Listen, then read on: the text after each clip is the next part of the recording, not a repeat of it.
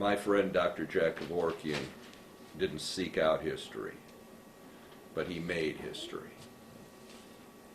He was a physician, first and foremost.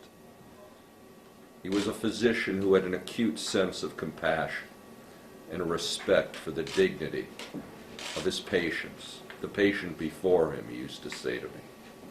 He simply felt that it was the duty of every physician to alleviate, to overcome the patient's suffering. And he also felt that when that duty involved dying patients, patients whose suffering could not be alleviated through medicine, patients whose pain was never ending, that in such circumstances, when there was no legitimate alternative, it was the duty of physicians to help patients end their own suffering. And in some cases, that meant the right of the patients to end their own lives. When politicians and churchmen and medical societies asserted their claim that only they could make the decisions for suffering and dying people, Dr. Jack Kevorkian had the strength of his own convictions to risk his own freedom and at times to risk his own life for the rights of his patients and ultimately for the rights of all of us. Jack was not a religious man, but ironically he embodied the spiritual idea of sacrificing one's own life out of love and commitment for the right cause and for others' suffering. Through his courage and determination, he shined a light on a right that I believe and he believed, and I think most of us believe, that we hold innately. And that tens of thousands of people now are no longer abandoned to suffer until dead because of his convictions and his courage. Dr. Jack Kevorkian was a client of mine who became a friend. We supported each other, we argued with each other, and we laughed with each other. For 10 long years we stood arm in arm together when it mattered most. And I'll cry alone for him now. I'll personally miss him. I am personally grateful to him for having given me the opportunity to have known a great man. In every man's life comes a wave, if taken at its crest, will lead to success. Jack Kevorkian and I, along with him, rode a wave once together. And now he rides alone to a greater destiny. Jeff, you talk about Jack Kevorkian making history. What is different now than when this whole thing began 20 years ago in terms of attitudes about suffering people? Well, the primary difference is what I always predicted would occur, and Jack agreed, and that was that there would be a financial imperative or a financial reason why those in society who were in the 1990s were insisting that patients didn't have the right to end their own suffering. Nowadays, the debate about Medicare and Medicaid and how it's going to be funded, many people still don't recognize that not 85% of all Medicare and Medicaid funds are spent in the last 15 days of life, which means they're spent extending life for a very short period of time and not really having any curative effect. The financial pressures upon our society will prevent those who would oppose what Jack Kevorkian said from ultimately prevailing, because finances alone won't allow that to occur.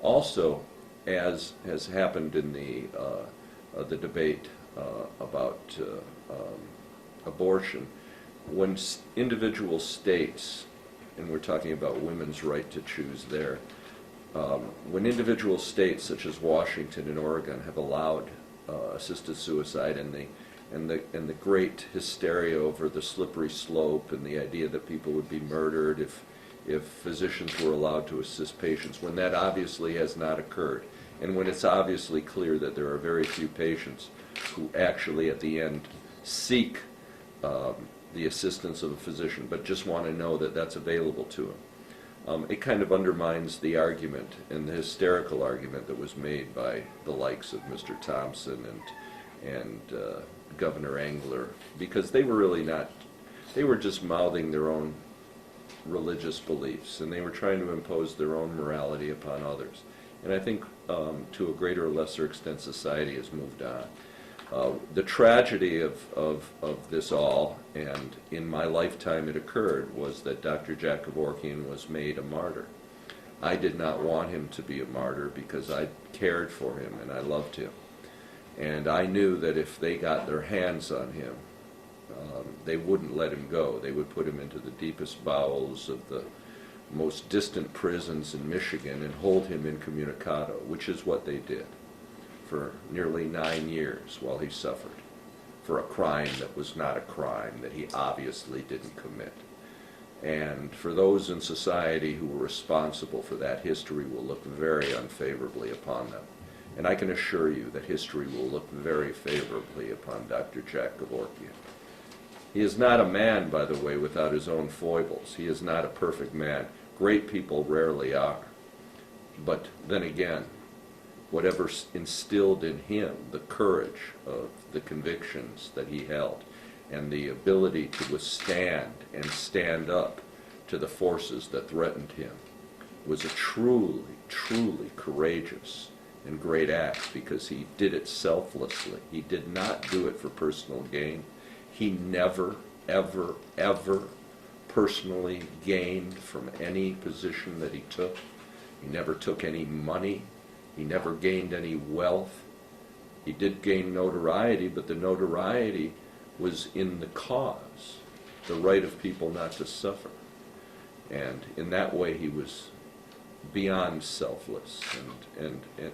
And although, again, he wasn't a religious man, that's very much in the spirit of religion. Yes, sir? Mr. Fieger, was there one thing that you regret that he didn't take away from you that you wish he did? He obviously dissented from a lot of what you would advise him and actually left you all together. Is there a regret that you have relative to your professional friendship? No, I don't have any regrets. The regret I have, of course, is that at the very end, Jack decided that the success, that he wanted something greater than the success that he and I had accomplished in all the prosecutions that had been brought against him, and in which I had defended him.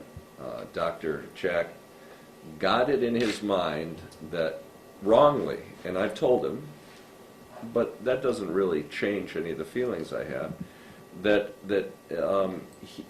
by martyring him, by convicting him, by sending him to prison, that there would be a revulsion within our society greater than what actually occurred. Change occurs slowly. It occurs incrementally. I suspect Jack didn't feel that he had a whole lot of time. And so he tried to do things that would move society much more quickly than society actually moves. And so at the end, when he decided to represent himself, I knew that that was a foolhardy move, although he believed strongly that it would turn out correctly one way or the other.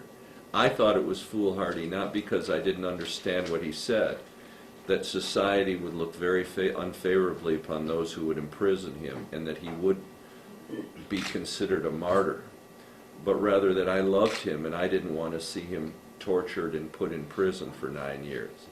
So my concerns were much more selfish than his concerns, and so our disagreement had to do with, probably in the end, my own selfishness. Can you talk about the last time that you saw him? Well, I'd rather talk to you. We periodically would see each other. Recently, he and I were together a lot because of the You Don't Know Jack movie and the Kevorkian documentary. So he and I were together a lot, both in Detroit and New York, for the occasion of those. And he was obviously very much older and much more infirm than he had been since I had seen him, and I only saw him several times while he was in prison. I spoke to him. He had gone into Beaumont Hospital about 2 weeks ago, spent several days there, and then got out. And I spoke to him on the telephone on the day he got out, and he was very weak, but he was very pleasant.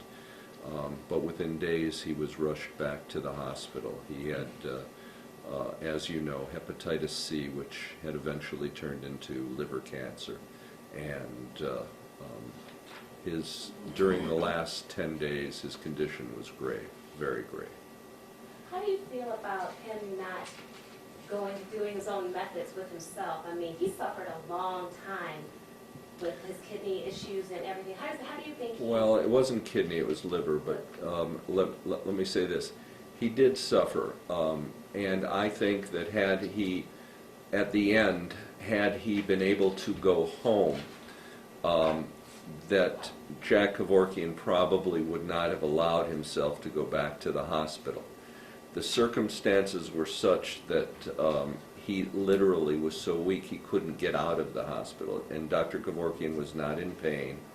Dr. Kevorkian was primarily sleeping most of the time. He was on some oxygen. I've spoken to his personal physician 2, 3, 4, 5 times a day since Jack has been hospitalized. So you might say, in a way, is it rather ignominious that Dr. Kevorkian in the end didn't choose to end his own life the way he had helped patients? And I don't really believe so. I think that everyone chooses the very end for themselves. And Jack Kevorkian didn't have an obligation or a duty to society to end his life in the manner in which some of his patients did, simply because he was sick or he was dying. I don't find that to be inconsistent with his beliefs.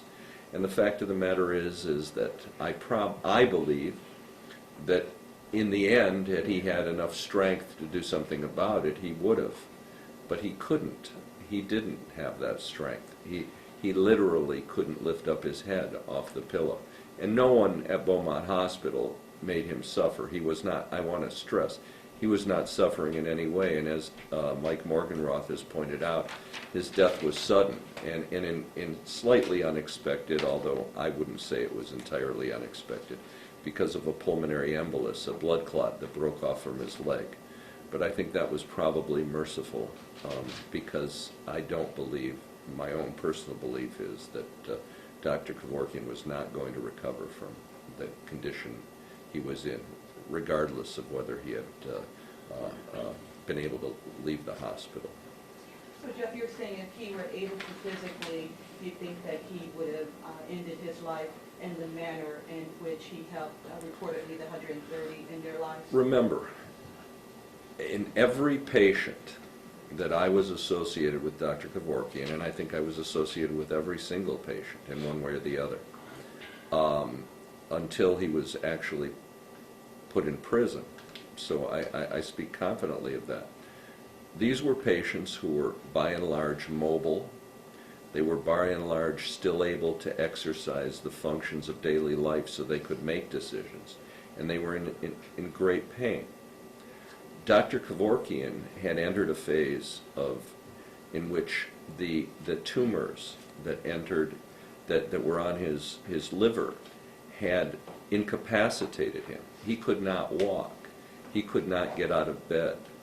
And I'm not so certain that Dr. Jack at the very end could have made decisions regarding ending his life. For instance, if Jack Kevorkian was the patient of Dr. Jack Kevorkian 20 years ago, I doubt Jack Kevorkian would have helped himself, because at that point Jack Kevorkian wasn't in any pain.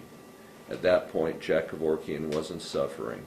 And at that point I'm not certain that Dr. Jack Kevorkian was able to make those decisions. Geoffrey Fieger, would you be the Geoffrey Fieger that you are today if you had never met Dr. Jack Kevorkian? Yes and no.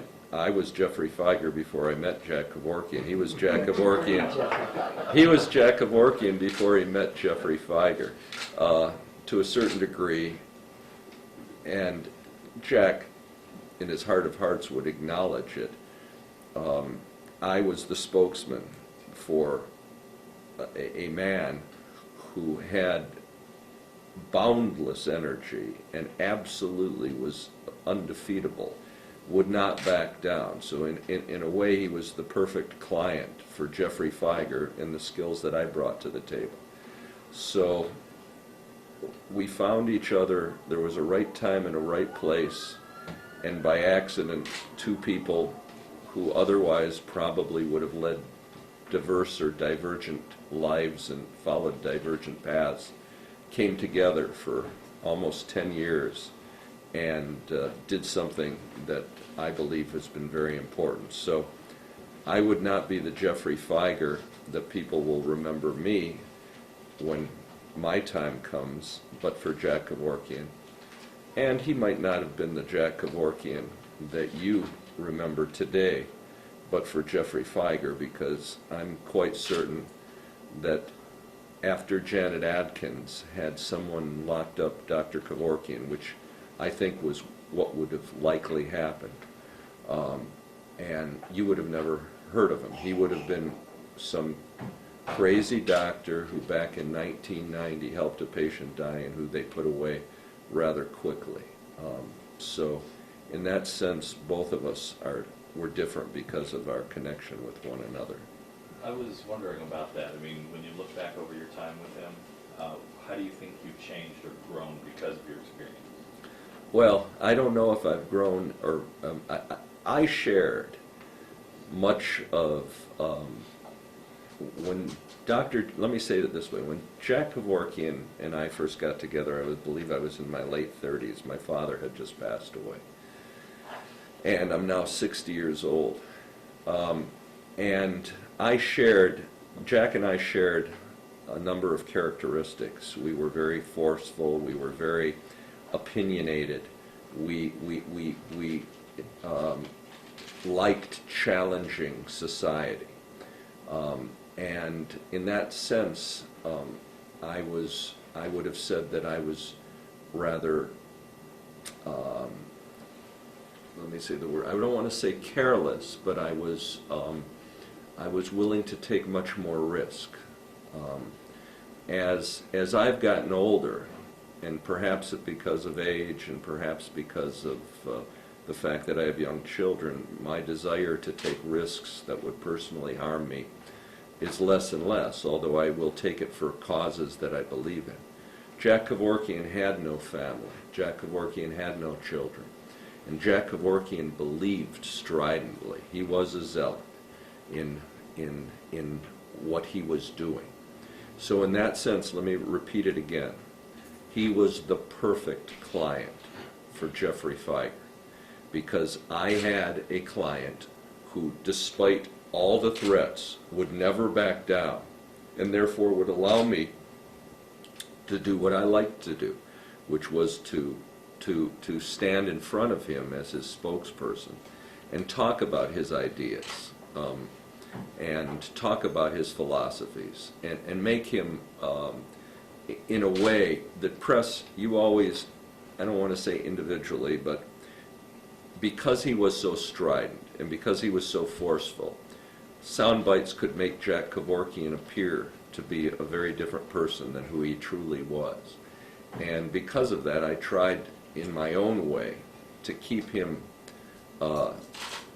more in the background than you would truly believe. Although you've all seen the 60-minute pieces and you've seen Barbara Walters, you have to understand that between 1990, 89, 90, and 1999, almost a day didn't go by in which Jack Kevorkian did not make news in one way or another with regard to the issue of assisted suicide. So in that way, we functioned well together, and for a significant period of time, he let me take the lead. at the end, he decided against that, but that was his choice. I wasn't going to fight with him on that. I was tired too. I would say that he tired me out. At the end, I really was. I was tired. At the end, he was going to keep going. He was going to deliver the tape to Mike Wallace. He thankfully didn't deliver it while I was running for governor, but the minute I was defeated, I think he sent the tape out the next day. And I was there's a very interesting article in Vanity Fair, but the amount of, not just stress, I was never stressed by the people who were attacking us, but I always expect that I won't be stabbed in the back by my own client. And Jack had a spear behind me, and I was my head was going around like Linda Blair in The Exorcist, because I had to keep my own client in line. And if the truth be told, that was the biggest issue for me, controlling Jack Kevorkian, because I could handle the other people who were attacking us because they were in front of me. But controlling my own client was my biggest problem, and I got tired after almost 10 years. I really did. I got tired to the point I said, you know, let me say this, Neil Nickel and those around him, all the people except Ava and Neil Nickel are people that I brought to Jack. Mike Morganroth is somebody I brought in. Ruth Holmes is somebody I brought in. And he kept his personal physician, Dr. Stan Levy, is somebody that I brought in. So other than Ava and Neil Nickel, his personal, the people that continued to surround him up to including today were brought in by me. So I have a very close personal connection with Dr. Jack Kevorkian. I just became worn out by having to battle him all the time. You talked about controlling your client. You know, inevitably, you're going to see videotape today of him arriving in the tri-corner hat and ball and chain and all the visual stuff. How much of that was him? How much of that was you? And did it have ultimately, did that have a negative effect on what people might think of him? I don't think so. I don't think it had a negative effect. First of all, I'm going to tell you a really good story now. Jack Kevorkian did the ball and chain and the sort of patriot uniform. And his real point was that this is a constitutional right that the framers of our Constitution would have supported. And he appeared in court. I don't recall, it was some hearing. They all meld together, and someday when I write about this, I'll have to separate it out. But he was insistent upon dressing up in this colonial garb, and I remember the night before he had spent the entire night taking, you know, this was his art project, like my 9-year-old son. He had taken cotton balls and made himself a cotton ball wig. And he showed up here at the office, and he was so ridiculous looking that it was hilarious. Now, I needed some comic relief. So Jack Kevorkian dressed up, you know, in the stocks and a ridiculous looking wig was rather comic relief. But the best part of the story is this. There was never any intent, we never thought about it, but when we came to the courthouse, the prosecutor, I don't recall who it was, started calling Jack Thomas Jefferson. Now, Jack hadn't imagined that he was dressing up like Thomas Jefferson or George Washington or anybody. But the prosecutor kept referring to him as Thomas Jefferson. So the effect was that all of a sudden all the news media was saying Dr. Jack as Thomas Jefferson, which was an unintended and actually a very helpful result. And therefore, I don't think it hurt him at all. And I even thought it was funny when I saw it in the movie. Anything else? We'll pass out the statements. Thank you.